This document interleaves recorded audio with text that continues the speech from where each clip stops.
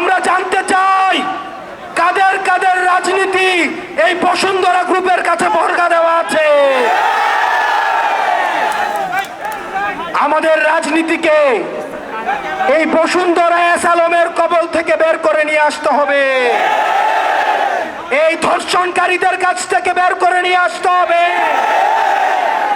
এই অলিগার্ক শ্রেণী থেকে বের করে নিয়ে আসতে হবে, এই লুটকারীদের থেকে নিয়ে আসতে হবে।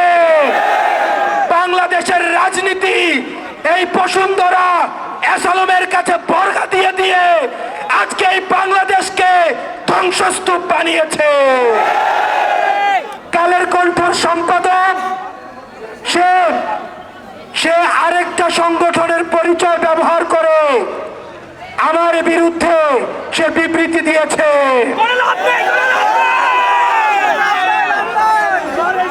আমরা স্পষ্ট করে বলতে চাই, আমাদের মিডিয়ার ভাইয়েরা, অনেক মিডিয়ার ভাই রয়েছেন নিরলসভাবে পেশাদারিত্বের সাথে সাংবাদিকতা করে যাচ্ছেন, নিষ্ঠার সঙ্গে সাংবাদিকতা করে যাচ্ছেন, কিন্তু আপনার মতো পাটপাট, আপনাদের মতো দলদাস, আপনাদের মতো চিটার, আপনাদের মতো বিবেক বিক্রি করে দেওয়া এই সাংবাদিকদের জন্য, এই বসুন্ধরার সাংবাদিকদের জন্য আজকে সকল সাংবাদিকদের ইমেজ আজকে ক্ষুণ্ণিত হচ্ছে।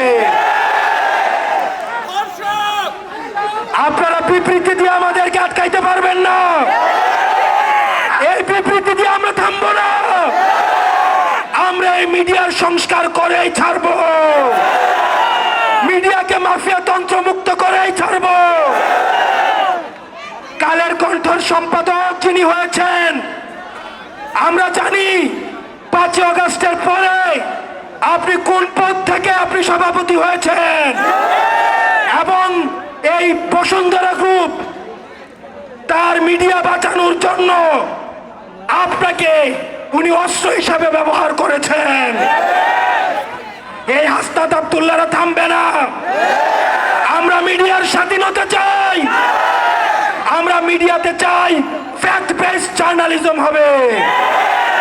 ধরে ধরে যেভাবে তারেক জিয়াকে, এই কালের কণ্ঠ তারেক জিয়াকে নিয়ে মিথ্যাচার করেছে, এই মিডিয়া বেগম জিয়াকে নিয়ে মিথ্যাচার করেছে, আজকে কালের কণ্ঠকে নিয়ে কথা বললে নাকি, বসুন্ধরাকে নিয়ে কথা বললে নাকি বিএনপি ভয় পেয়ে যায়। আপনারা কি কারো কাছে আপনাদের রাজনীতি বর্গা দিয়েছে? প্রিয় তরুণ প্রজন্ম, আপনাদেরকে সচেতন থাকতে হবে, সত্যকে সত্য বলতে হবে, পাপের ইনকাম নিয়েও প্রশ্ন করতে হবে।